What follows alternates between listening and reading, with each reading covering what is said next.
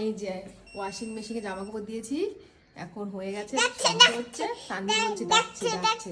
কে ডাকছে? Washing machine কাকে ডাকছে?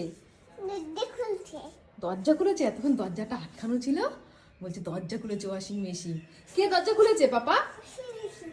টাকা ওয়াশিং মেশিন দরজা খুলেছে, তুমি যাও, তোমায় ডাকছে তো কখন থেকে বলছে মাম্মা ওয়াশিং মেশিন কখন দরজা খুলবে, কখন দরজা খুলবে। চলো পাপা, ওয়াশিং মেশিন দরজা খুলে গেছে, চলো আমরা নিয়ে আসি সব জামা কাপড় গুলো, এবার শুকাতে দেবো। চলো তো যাই, এখন আমি দরজাটা খুলবো, সানভি দেখবে, আসো। তো সব মানে ওয়াশিং মেশিনে দিয়ে দিলাম। বাইরে তো ওয়েদারের অবস্থা খুবই খারাপ, দুদিন থেকে রাতে শুধু বৃষ্টি হচ্ছে।